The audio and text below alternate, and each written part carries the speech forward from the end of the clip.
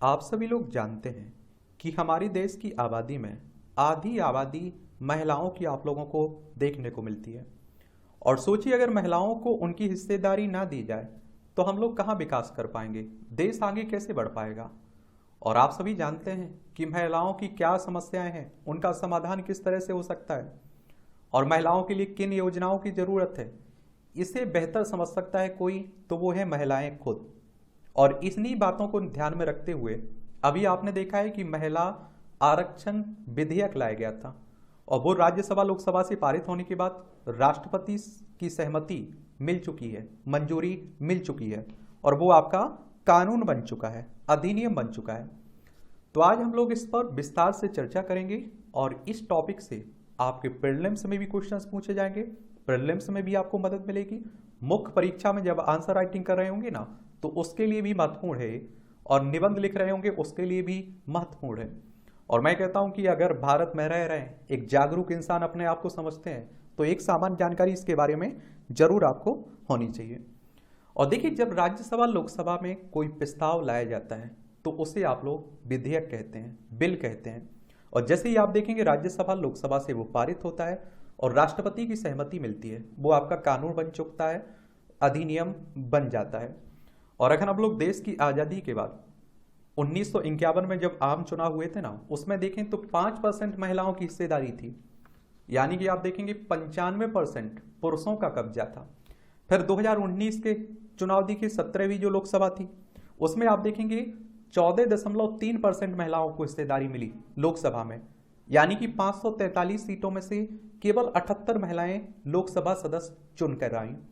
और ये अधिनियम जब लागू हो जाएगा ना तो 543 सीटों में से 181 सीटें महिलाओं के लिए आरक्षित हो जाएंगी।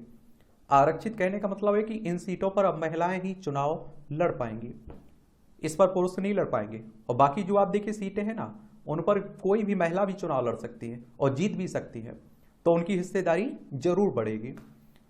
और यहाँ एक बात और याद रखिएगा, एक 128वां बिल है, विधेयक है, और 106वां संविधान संशोधन अधिनियम है। और इसमें संख्याओं की अगर डिफरेंट की बात करें ना कि 128 और 106, मतलब क्या, क्योंकि आप सभी जानते हैं कि हर प्रस्ताव लोकसभा राज्यसभा से पारित हो जाए, राष्ट्रपति की सहमति मिल जाए, ये संभव नहीं रहता है। बहुत सारी विधेयक आप देखते हैं प्रस्ताव रिजेक्ट हो जाते हैं। तो इसीलिए आप देखते हैं कि विधेयकों की संख्या हमेशा ज्यादा देखने को मिलती है और संशोधन अधिनियम जो रहते हैं उनकी कम देखने को मिलती है।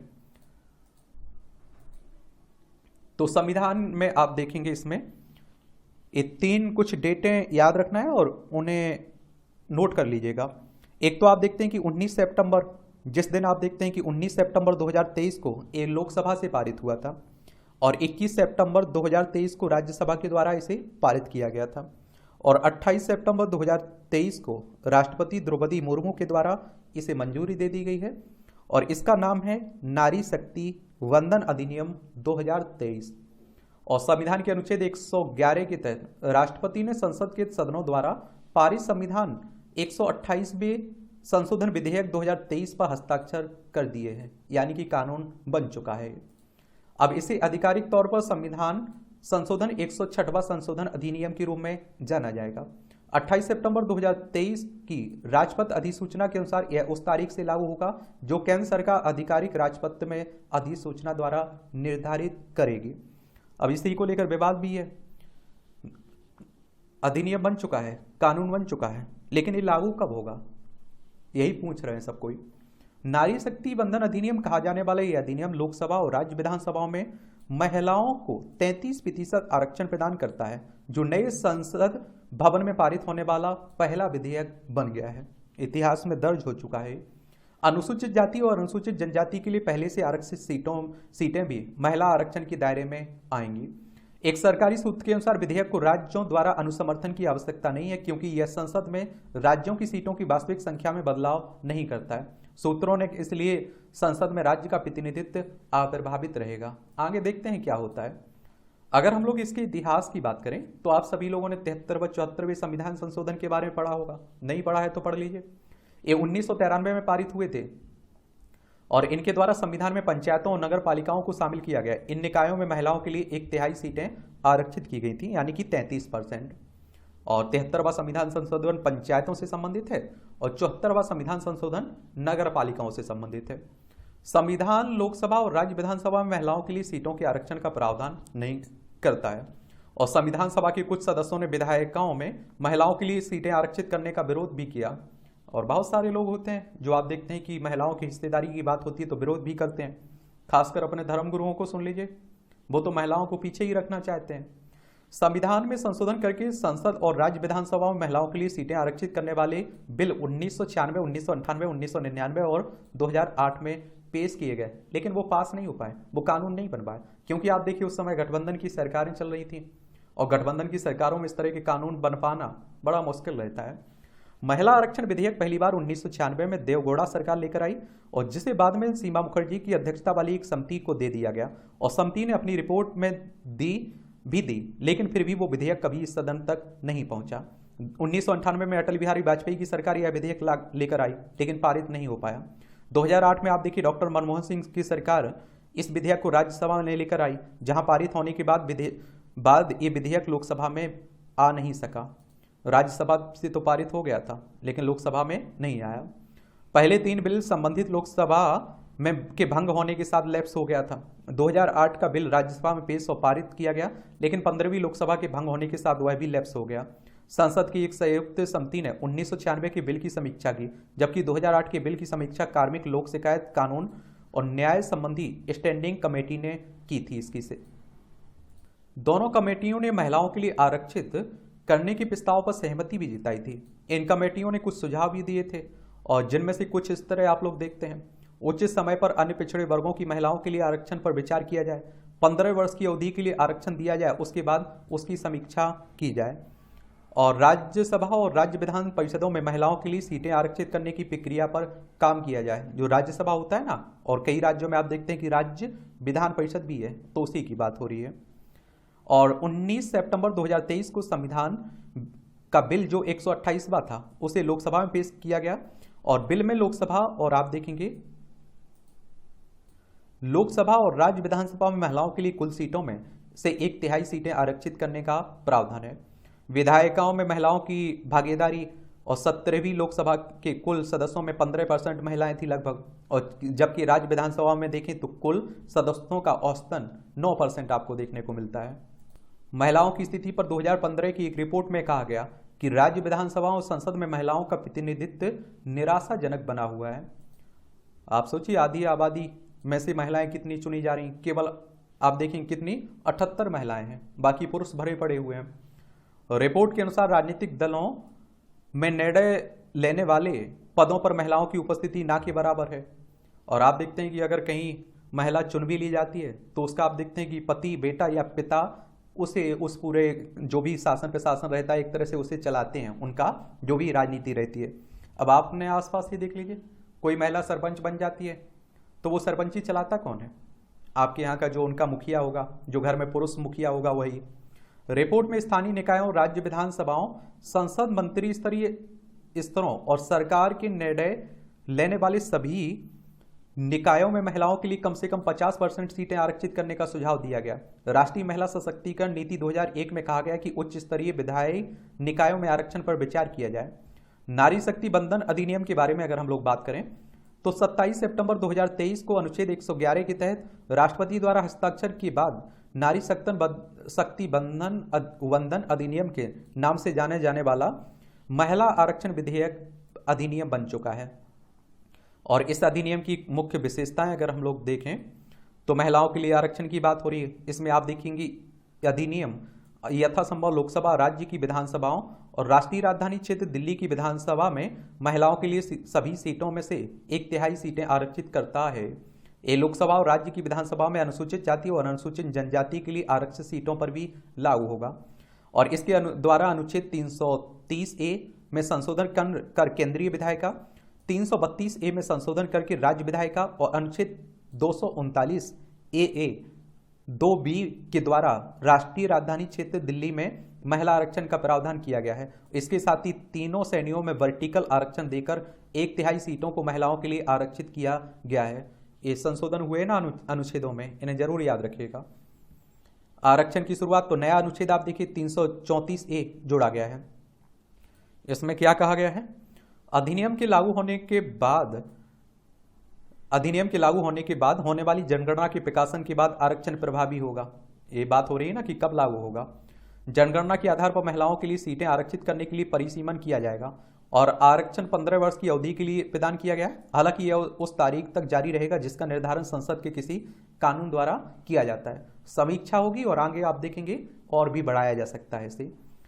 सीटों के रोटेशन की बात हो रही है। मान लीजिए रोटेशन का मतलब होता है चक्कर। मान लीजिए कि अभी कोई सीट आरक्षित है तो आगे आप देखते हैं कि वो आरक्षित नहीं रहेगी, कोई नई सीट आरक्षित हो जाएगी, वो उस पर से आरक्षण हट जाएगा। तो हर परिसीमन के बाद महिलाओं के लिए आरक्षित सीटों को रोटेट किया जाएगा जैसा कि संसद के कानून द्वारा निर्धारित किया जाएगा। इसमें अगर हम लोग बात करें विचारणीय मुद्दे, तो विधायिका में महिलाओं के लिए सीटों के आरक्षण के मुद्दे की समीक्षा 3 नजरियों से की जा सकती है। क्या महिला आरक्षण की नीति महिला सशक्तिकरण के एक प्रभावी साधन के तौर पर काम कर सकती है? क्या विधायिका में महिलाओं का प्रतिनिधित्व बढ़ाने के अन्य वैकल्पिक व्यवहारिक तरीके हैं? क्या बिल में आरक्षण के लिए प्रस्तावित पद्धति में कोई समस्या है? और आप देखिए, अगर राजनीतिक पार्टियां, हमारा समाज अगर ये कर लेता तो कानून की जरूरत ही नहीं पड़ती। आरक्षण का उद्देश्य अगर हम लोग देखें तो अगर राजनीतिक व्यवस्था में विभिन्न समूहों का अनुपातिक प्रतिनिधित्व नहीं होता तो नीति निर्माण को प्रभावित करने की उनकी क्षमता सीमित होती है। अब आपको बताया ना कि महिलाओं के लिए किन नीतियों की जरूरत है, क्या उनके लिए जरूरी है, ये महिलाएं ही समझ सकती हैं। महिलाओं के साथ होने वाले सभी प्रकार के भेदभाव के उन्मूलन पर केंद्रित समझौते कन्वेंशन में प्रावधान है कि राजनीतिक और सार्वजनिक जीवन में महिलाओं के साथ होने वाले भेदभाव का उन्मूलन किया जाना चाहिए। भले ही भारत ने उस कन्वेंशन पर दस्तखत किए, लेकिन निर्णय लेने वाले निकायों में महिला प्रतिनिधित्व के मामले में भेदभाव जारी है। और महिला सांसदों की संख्या पहली लोकसभा में आप देखिए 5% से बढ़कर 17वीं में 15% हो गई, लेकिन संख्या अब भी काफी कम है। पंचायतों में महिला आरक्षण के प्रावधान पर 2003 के एक अध्ययन से पता चला है कि आरक्षण के तहत चुनी गई महिलाएं महिला कल्याण के अधिक कार्य करती हैं। कार्मिक लोक शिकायत कानून और न्याय संबंधी स्टैंडिंग कमेटी 2009 ने कहा था कि स्थानीय निकायों में महिलाओं के लिए सीटें आरक्षण ने उन्हें सार्थक योगदान देने में सक्षम बनाया है। और उसने यह भी कहा था कि इस बात की चिंता जताई गई कि स्थानीय निकायों में महिलाएं पुरुषों की प्रॉक्सी बनेंगी, यानी उनकी जगह पुरुष ही कार्य करेंगे। लेकिन यह चिंता भी निराधार साबित हुई। जो आपको बताया ना कि चुनाव जीत गई महिला, लेकिन काम करेगा, पूरी देखरेख कौन करेगा? पुरुष। अंतर संसदीय संघ 2022 ने कहा कि विधायी कोटा महिलाओं के प्रतिनिधित्व में एक निर्णायक कारक रहा है। आरक्षण की नीति का विरोध करने वालों का तर्क है कि महिलाओं के लिए अलग निर्वाचन क्षेत्र न केवल उनके दृष्टिकोण को संकीर्ण करेगा, बल्कि उनकी गैर बराबर स्थिति को कायम रखेंगे, क्योंकि यह माना जाएगा कि वे योग्यता के आधार पर प्रतिस्पर्धा नहीं कर रही हैं। उदाहरण के लिए संविधान सभा ने रेणुका रे ने महिलाओं के लिए सीटें आरक्षित करने के खिलाफ तर्क दिया था कि जब महिलाओं के लिए सीटों का आरक्षण होता है तो सामान्य सीटों के लिए उन पर आमतौर पर विचार नहीं किया जाता है, चाहे वे कितनी भी काबिल क्यों ना हो। और हमारा मानना है कि अगर सिर्फ क्षमता पर ध्यान दिया जाए तो महिलाओं को अधिक मौके मिलेंगे। और विरोधियों का यह भी तर्क है कि आरक्षण से महिलाओं का राजनीतिक सशक्तिकरण नहीं होता है, क्योंकि चुनावी सुधार के बड़े मुद्दों जैसे राजनीति का अपराधीकरण, राजनीतिक दलों में आंतरिक लोकतंत्र, काले धन के प्रभाव को रोकने के उपायों पर ध्यान नहीं दिया जाता है। प्रतिनिधित्व के अन्य तरीके, तो संसद में महिलाओं के लिए 1/3 सीटों के आरक्षण से आरक्षित निर्वाचन क्षेत्रों में मतदाताओं की पसंद सीमित हो जाएगी। और कुछ विशेषज्ञों द्वारा 2 अन्य विकल्प सुझाए गए इसमें। एक तो आप देखते हैं कि राजनीतिक दलों के बीच उम्मीदवारों के लिए आरक्षण, और दूसरा आप देखिए कि 2 सदस्यीय निर्वाचन क्षेत्र जिसमें आप देखिए कुछ निर्वाचन क्षेत्रों में 2 उम्मीदवार होंगे जिनमें से एक महिला होगी। और शुरुआत में भारत में बहुसदस्यीय निर्वाचन क्षेत्र होते थे जिनमें एक अनुसूचित जाति और अनुसूचित जनजाति का सदस्य होता था। 1996 के कानून ने सभी निर्वाचन क्षेत्रों को एकल सदस्यीय निर्वाचन क्षेत्रों में परिवर्तित कर दिया, और तर्क यह था कि निर्वाचन क्षेत्र बहुत बड़े थे और अनुसूचित जाति और अनुसूचित जनजाति के सदस्यों को लगता था कि एकल सदस्यीय आरक्षित निर्वाचन क्षेत्रों में उन्हें अहमियत मिलेगी। और यहाँ आप देखिए महिलाओं के राजनीतिक प्रतिनिधित्व विभिन्न देशों के आंकड़े देख लीजिए। आपको मालूम है रवांडा में 61% लगभग आप देखेंगे महिलाओं को राजनीति में हिस्सेदारी मिली हुई है। दक्षिण अफ्रीका में 43% के करीब, 43-45%। बांग्लादेश जो हमारा पड़ोसी, वहाँ 21%, तो हमसे ज़्यादा है। स्वीडन में आप देखेंगे निर्वाचित महिलाएं 46% आप देखेंगे। नॉर्वे में आप देखेंगे 40%। संसद में कोटा नहीं है यहाँ, फिर भी आप देखेंगे ये संख्या इतनी है। राजनीतिक दलों में कोटा देखने को मिलेगा यहाँ। दक्षिण अफ्रीका में ये आप देखिए 45%, यहाँ भी आप देखिए राजनीतिक दलों में कोटा है, संसद में कोटा नहीं है। ऑस्ट्रेलिया में 38%, यहाँ भी आप देखिए संसद में कोटा है, संसद में कोटा नहीं है लेकिन राजनीतिक दलों में कोटा है, ये जरूर याद रखिएगा। फ्रांस में 38%, जर्मनी में 35%, यूके हाउस ऑफ कॉमन्स में आप देखिए 35%, और आप देखिए यहाँ भी कनाडा में 31%, यूएस हाउस ऑफ रिप्रेजेंटेटिव्स में 29%, और यूएस सेनेट में आप देखिए 25%, और आप देखेंगे बांग्लादेश में 21%। यहाँ आप देखेंगे राजनीति में भी एक तरह से क्या है, चुनाव में भी कोटा है, लेकिन राजनीतिक पार्टियों में कोटा नहीं। ब्राजील में 18%, जापान में 10%। कई देशों में महिलाओं के लिए कोटा अनिवार्य करने वाला कोई कानून नहीं है, लेकिन कुछ राजनीतिक दल महिलाओं के लिए सीटें आरक्षित करते हैं, ये आप लोगों को याद होना चाहिए। राजनीतिक दलों और द्विसदस्यीय निर्वाचन क्षेत्रों में आरक्षण का लाभ और हानि क्या हो सकते हैं। तो राजनीतिक दल में देखिए इसके फायदे क्या हैं, पहले ये देख लीजिए। मतदाताओं को अधिक लोकतांत्रिक विकल्प प्रदान करता है, और आप देखिए स्थानीय राजनीतिक और सामाजिक कारकों के आधार पर पार्टियों को उम्मीदवारों और निर्वाचन क्षेत्रों को चुनने में अधिक फ्लेक्सिबिलिटी मिलती है। उन क्षेत्रों में अल्पसंख्यक समुदाय की महिलाओं को नामांकित कर सकते हैं जहां इनकी चुनावी लाभ होगा। संसद में महिलाओं की संख्या में फ्लेक्सिबिलिटी आती है। इसकी हानि, अगर नुकसान की बात करें तो इस बात की कोई गारंटी नहीं कि बड़ी संख्या में महिलाएं निर्वाचित होंगी। दूसरा, राजनीतिक दल महिला उम्मीदवारों को उन निर्वाचन क्षेत्रों में से खड़ा कर सकते हैं जहां उनकी स्थिति कमजोर हो।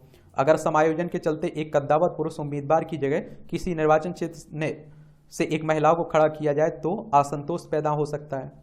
द्विसदस्यीय निर्वाचन क्षेत्र के लाभ और हानि देखें तो मतदाताओं के लिए लोकतांत्रिक विकल्प को कम नहीं करता, पुरुष उम्मीदवारों के साथ कोई भेदभाव नहीं करता, और सदस्यों के लिए उन निर्वाचन क्षेत्रों को विकसित करना आसान हो सकता है जिनकी औसत आबादी लगभग 2.5 मिलियन है।